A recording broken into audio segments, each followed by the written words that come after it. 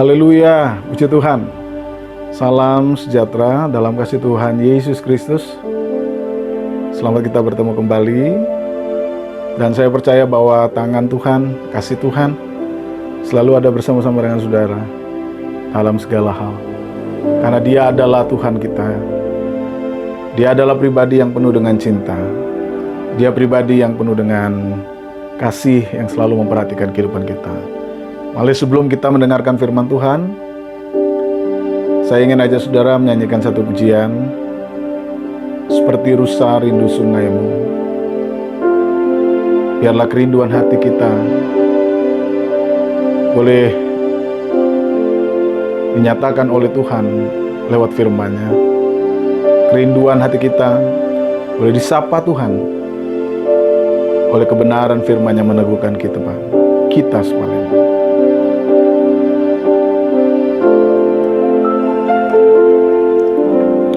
Seperti rusa rindu sungaimu, jiwaku rindu Engkau. Kaulah Tuhan asra hatiku, ku rindu menyembahmu. Seperti rusa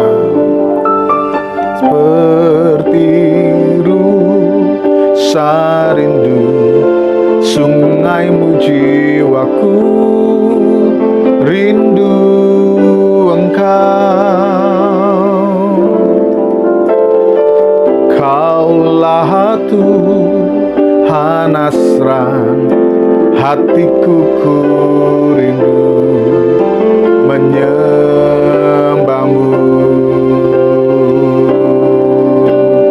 Engkau kekuatan dan perisaiku, kepadamu aku berserah. Kaulah Tuhan asra hatiku, ku rindu menyembahmu. Yesus, Yesus, Kau berarti bagiku.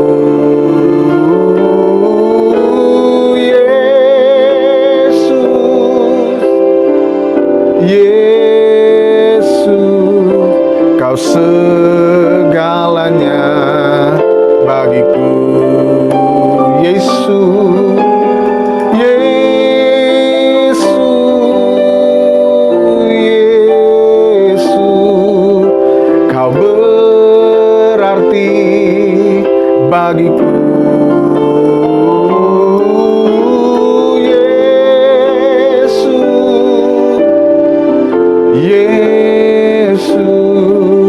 Kau segalanya bagiku.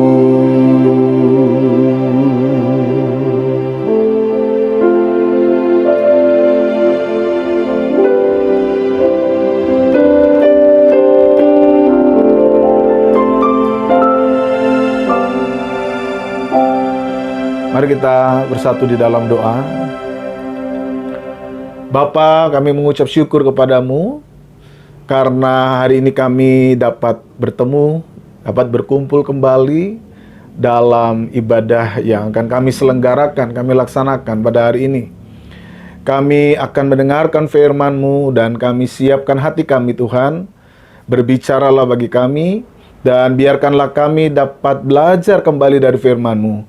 Firman yang meneguhkan, firman yang menguatkan, firman yang memampukan kami menjadi anak-anak Tuhan yang kuat di hari-hari ini. Terpujilah Engkau selama-lamanya. Kami siapkan hati kami untuk dengar firman-Mu. Roh Kudus pimpin kami. Dalam nama Tuhan Yesus Kristus. Haleluya. Amin. Puji Tuhan. Bapak, Ibu, dan Saudara yang dikasihi oleh Tuhan Yesus Kristus. Firman Tuhan hari ini, saya landasi dari pembacaan kitab Mazmur pasal yang ke-37 mulai ayat yang ke-23 sampai ayat yang ke-26. Mazmur 37 ayat 23 sampai ayat yang ke-26. Demikian pembacaan firman Tuhan.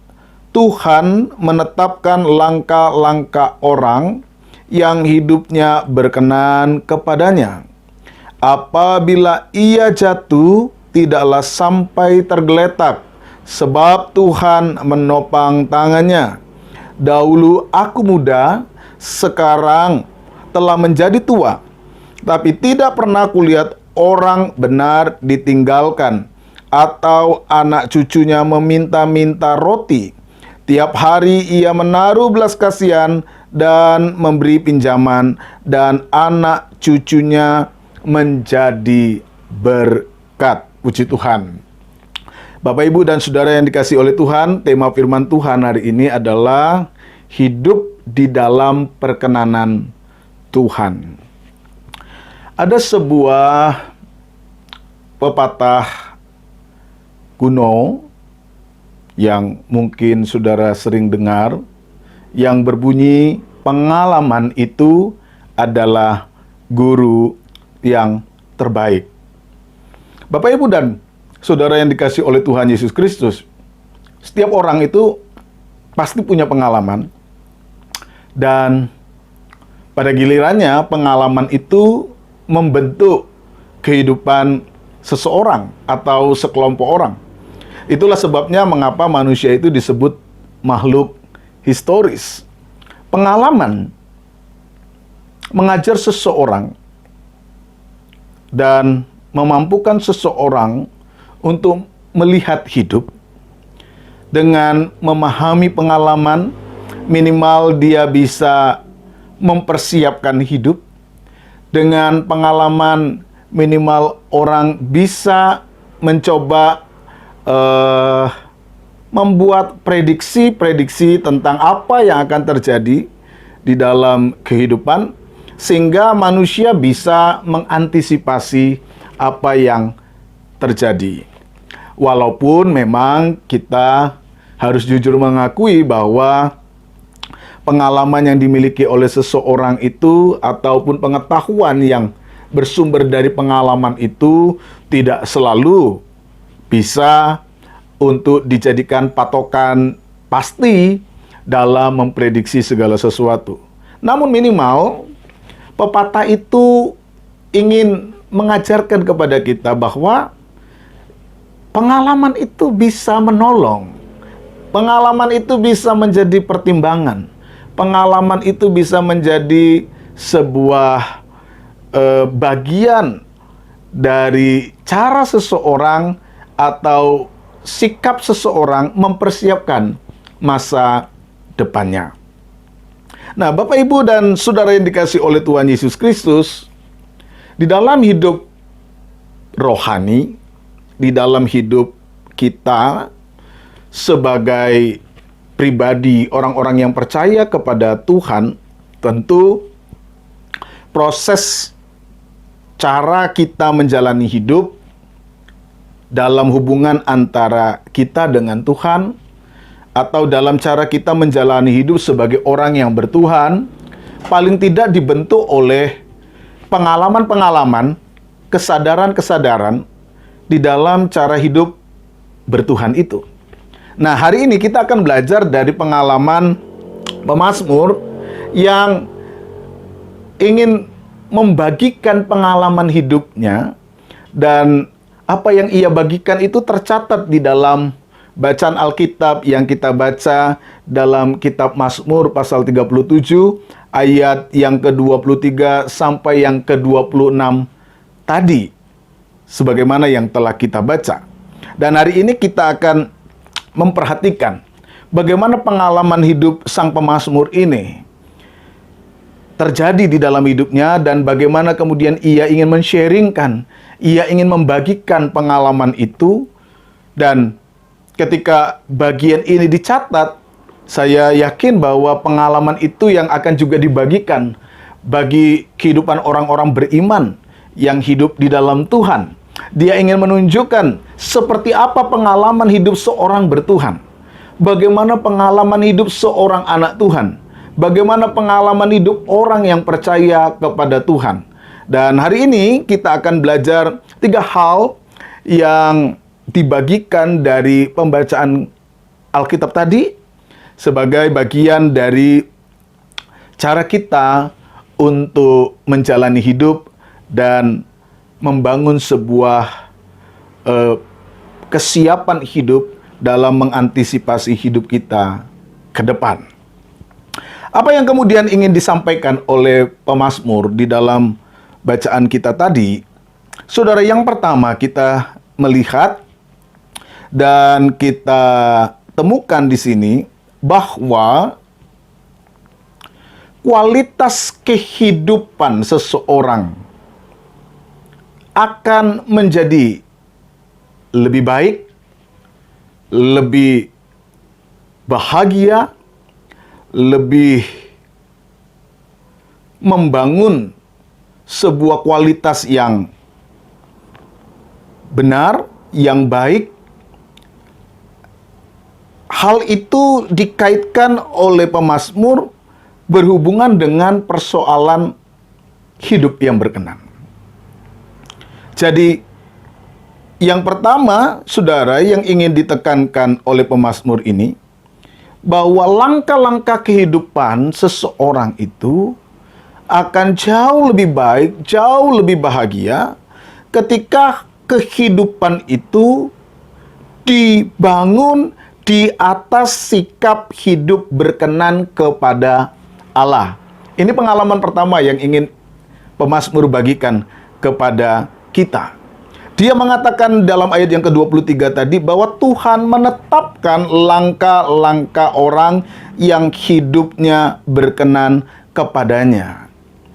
Kata menetapkan, saudara, yang kemudian dapat kita simpulkan sebagai sebuah situasi kondisi yang membuat seseorang itu hidup dalam kualitas lebih baik, itu tidak berhubungan, itu tidak berkaitan dengan persoalan determinasi di dalam ayat ini. Tidak berkaitan dengan persoalan bahwa Tuhan sudah menentukan hidup seseorang A atau B di dalam ayat ini, ya. Tidak dalam pengertian itu. Tetapi kata menetapkan di dalam ayat 23 ini lebih berkaitan dengan persoalan membuat teguh. Jadi bisa diungkapkan dengan bahasa yang lain, ayat 23 itu ingin mengatakan bahwa terhadap orang-orang yang hidupnya berkenan kepada Allah, hidup yang berkenan kepada Tuhan, Tuhan akan memantapkan, akan membuat teguh, ya, kehidupan langkah orang-orang itu sehingga tetap kuat, tetap mampu berjalan dengan baik. Jadi kata menetapkan itu dihubungkan dengan sebuah upaya untuk menjaga stabilitas langkah-langkah orang yang hidupnya berkenan kepadanya. Pemazmur ingin sharingkan itu, bahwa kuat dan tegaknya langkah-langkah itu berhubungan dengan persoalan apakah seseorang itu hidup berkenan kepada Tuhan atau tidak. Ya. Dia mengkaitkan bahwa kemantapan langkah-langkah yang ia jalani, ia yakini, ia sadari, itu berkaitan dengan persoalan membangun sikap hidup yang berkenan kepada Allah. Sikap hidup yang berkenan kepada Allah itu yang seperti apa? Secara sederhana adalah membangun sikap hidup yang membuat Allah itu hatinya senang. Allah hatinya menjadi pribadi yang mau menerima apa yang dilakukan oleh orang itu. Dengan kata lain, bahwa orang bisa membangun sikap hidup yang berkenan ketika dia hidup di dalam firman, dia hidup di dalam ketaatan, dia hidup di dalam kebenaran. sekali lagi saudara, persoalan ini dikaitkan antara umat dan Tuhan. Dan di dalam pengalamannya, pemazmur mengatakan, yang menjamin stabilitas langkah hidupku itu adalah kalau hidup kita berkenan kepada Allah. Saudara yang dikasih oleh Tuhan Yesus Kristus, dalam kehidupan kita hari-hari ini, membangun hidup yang berkenan itu adalah sesuatu yang sangat penting untuk kita lakukan. Ya. Penting untuk kita kerjakan, tidak berarti bahwa hari-hari kemarin tidak penting. Bukan seperti itu maksudnya, tetapi penting di dalam hari-hari ini itu berkaitan dengan situasi kita yang memang tidak mudah, tidak gampang, cukup sulit, penuh tantangan. Dan sebuah upaya untuk membangun sikap hidup yang berkenan itu menjadi sesuatu yang perlu untuk lebih diberi perhatian. Karena apa? Karena dalam situasi sulit dan situasi sukar ini tantangannya sangat banyak. Pergumulan yang datang kepada kita jauh lebih bertubi-tubi karena setiap orang akan digoda, akan dirangsang untuk melakukan hal-hal yang tidak berkenan kepada Allah. Karena setiap orang ingin cepat, setiap orang ingin segera di tengah situasi sulit ini mendapatkan apa-apa yang ia harapkan. Ketakutan, kecemasan, kebingungannya membuat ia bisa berpikir yang tidak baik, bisa berpikir untuk melakukan yang tidak benar. Di dalam ayat ini pemazmur mengingatkan bahwa hati-hati dengan sikap-sikap hidup yang tidak berkenan. Karena justru di balik sikap kehidupan, tindakan-tindakan, pilihan-pilihan, keputusan-keputusan hidup yang tidak berkenan tadi, justru itu dapat menghancurkan stabilitas kehidupan langkah-langkah kita.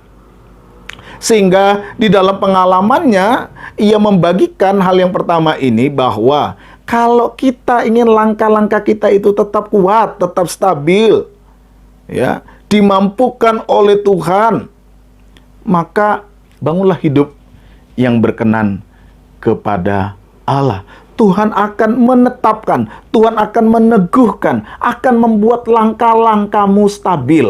Ada hubungan antara sikap hidup yang mau berkenan kepada Allah, sikap hidup yang taat, sikap hidup yang menyenangkan Tuhan dengan stabilitas hidup. Ini keyakinan dan ini adalah hasil dari refleksi pemazmur sehubungan dengan pengalaman-pengalaman hidup yang ia jalani. Itu yang pertama, Bapak, Ibu, dan Saudara sekalian. Yang kedua, pemazmur ingin membagikan kepada kita sebuah pengalaman bahwa ketika kita memahami sebuah pemahaman hidup yang dipimpin oleh Tuhan, memahami sebuah konsep di mana Tuhan menetapkan langkah-langkah hidup kita, itu tidak berarti bahwa kemudian hidup kita sebagai manusia pasti selalu akan terlepas dari yang namanya pergumulan dan tantangan-tantangan kehidupan itu. Tidak selalu seperti itu, saudara. Hidup bertuhan adalah hidup yang memang secara alami kita jalani sebagai manusia. Dan sebagaimana halnya manusia, di tengah dunia yang berdosa ini, ada kemungkinan-kemungkinan kita masuk dalam sebuah pengalaman-pengalaman yang tidak menyenangkan. Pengalaman-pengalaman yang tidak kita harapkan, yang digambarkan di dalam ayat yang ke-24 itu. Apabila ia jatuh, tidaklah sampai tergeletak, sebab Tuhan menopang tangannya. Pemazmur ingin katakan bahwa ketika dia hidup bertuhan, ketika dia tahu bahwa Tuhan menetapkan langkah-langkah, itu bukan berarti bahwa dia tidak akan pernah mengalami apa yang namanya pengalaman kejatuhan atau pengalaman yang tidak menyenangkan. Di dalam sharing pengalamannya ini, pemazmur mengatakan bahwa ada kemungkinan, ada keadaan, terbuka banyak sekali hal-hal, situasi di mana orang-orang yang hidupnya di dalam Tuhan juga mengalami apa yang namanya kondisi di mana ia terjatuh. Sehingga kemudian diungkapkan apabila ia jatuh. Ini subjunktif, ya. Ada kemungkinan, ada situasi yang bisa kita anggap sebagai situasi di mana kita berada di bawah. Ya, kita amati saja hidup kita setiap hari, saudara. Tentu kita tidak akan pernah bisa mengklaim bahwa diri kita itu selalu ada dalam sebuah kondisi yang menyenangkan terus, di atas terus. Ya, siapapun.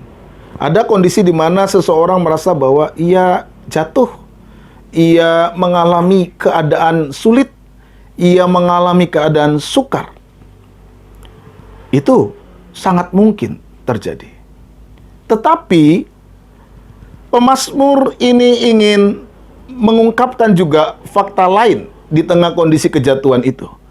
Bahwa sekalipun memang secara manusiawi seorang anak Tuhan, umat Allah itu bisa jatuh, namun kesetiaan Allah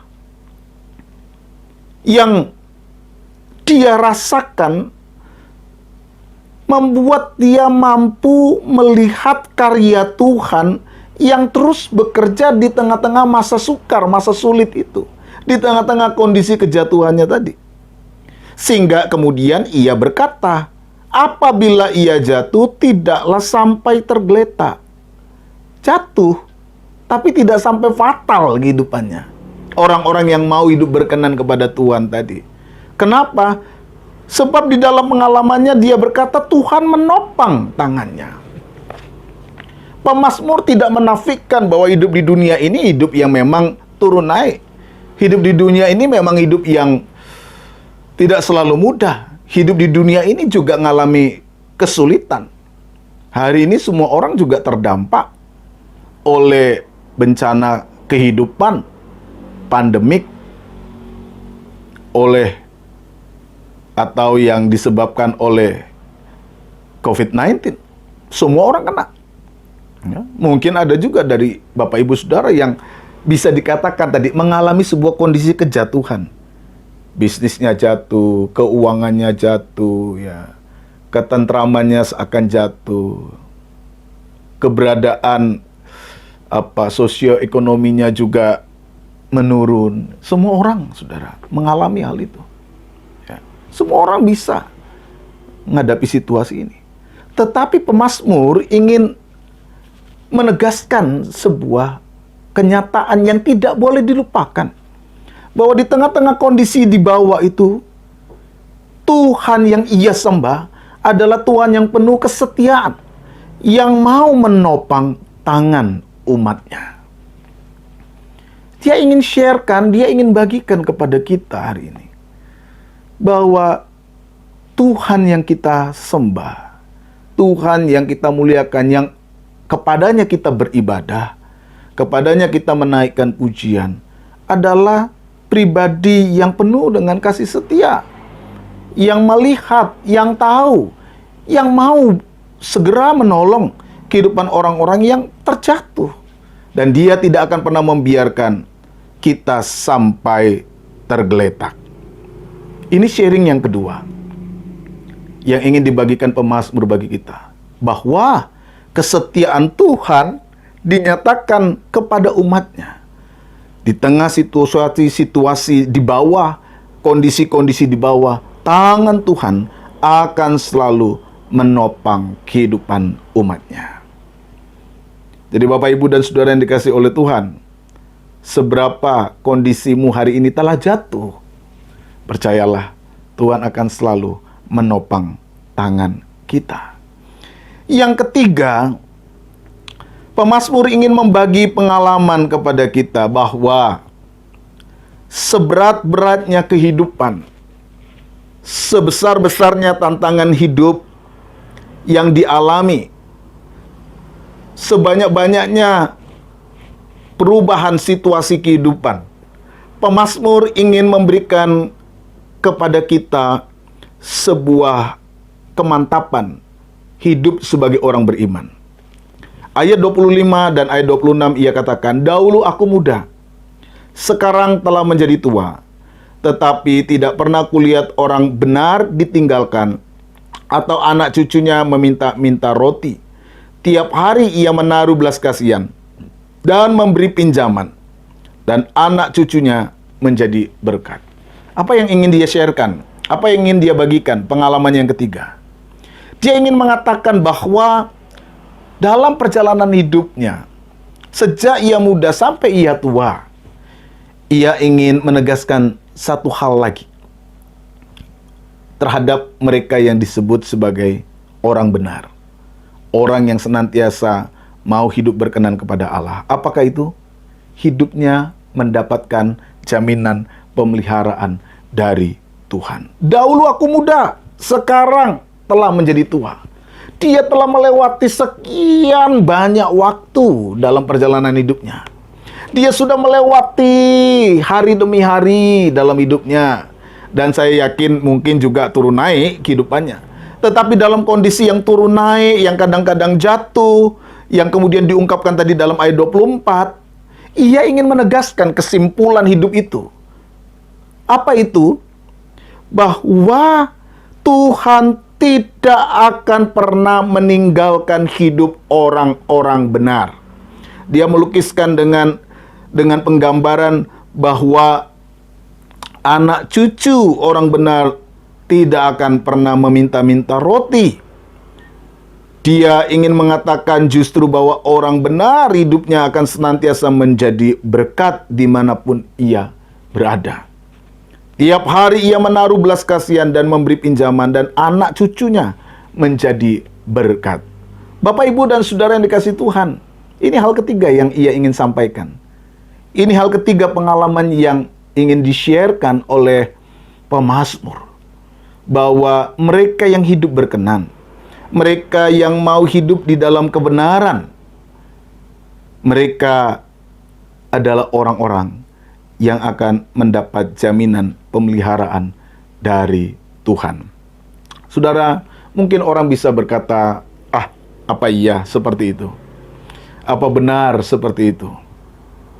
Ya, mungkin bisa saja orang mempertanyakan apa yang dikatakan oleh pemazmur. Tetapi saya ingin mengajak saudara untuk melihat apa pengalaman yang disampaikan oleh pemazmur ini dalam hubungannya sebagai orang benar, dalam hubungannya sebagai orang yang mau memelihara hidup berkenan kepada Tuhan, dalam perspektif hidup umat, dalam perspektif hidup orang percaya. Ia ingin membagi pengalamannya bahwa ketika seseorang mau hidup benar di hadapan Tuhan, mau membangun hidup yang berkenan kepada Allah, pemeliharaan Tuhan akan selalu dinyatakan dalam seluruh kehidupannya, bahkan hidup anak cucunya. Saudara yang dikasihi oleh Tuhan Yesus Kristus, ini tiga hal yang ingin disampaikan oleh pemazmur. Dia ingin membagi pengalaman itu bagi kita. Dan hari ini kita sudah mendengar apa yang kemudian disaksikan oleh penulis Alkitab ini. Dia tidak beranjak dari sebuah teori, tetapi pemazmur beranjak dari sebuah pengalaman. Setiap orang bisa men-sharingkan pengalamannya. Dan hari ini kita membacakan sharing pengalaman dari orang hidup berkenan. Dan mengapa pengalaman ini dicatat di dalam Alkitab? Tentu pengalaman itu memiliki sebuah kekuatan kebenaran yang dilihat dari perspektif hidup orang percaya. Dan itulah sebabnya Mazmur atau penulis Mazmur ini membagikannya di dalam tulisan ini. Dan hari ini kita baca. Dan ketika kita membaca, kita seakan-akan kemudian merefleksikan hidup kita di dalam catatan pemazmur. Pengalaman selalu akan menjadi guru yang terbaik. Ketika pengalaman itu kemudian menolong kita untuk mengevaluasi diri kita. Pengalaman pemazmur ini baik sekali, luar biasa. Sebuah pengalaman yang membuka cakrawala hidup kita untuk melihat bagaimana sebenarnya kita harus membangun sebuah hidup yang berkenan kepada Allah. Dengan pengalaman ini, mari kita bercermin. Apakah saya juga sudah hidup berkenan kepada Tuhan? Apakah saya juga sudah hidup dan membangun hidup yang berkenan kepada Allah? Hari-hari ini, kita sedang ditantang. Apakah tetap mau memperhatikan hidup yang berkenan kepada Allah atau tidak? Kita sedang ditantang untuk apakah kita mau mempertahankan kebenaran firman Allah itu dalam hidup kita.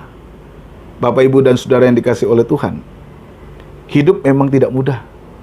Kadangkala kita bisa merasa bahwa hidup kita jatuh, ada di bawah, ada dalam kesulitan, ada dalam tantangan yang berat.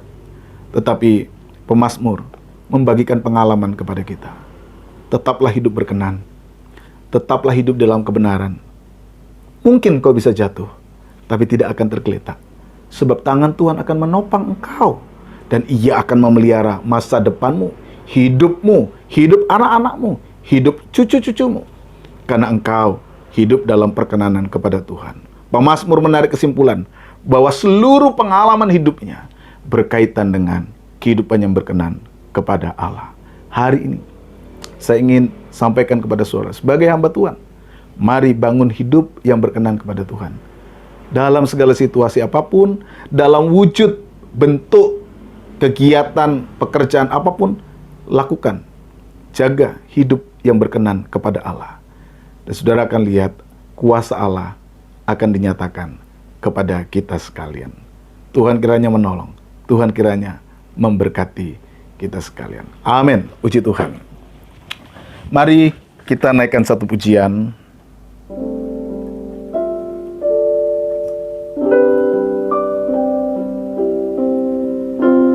Engkau ada bersamamu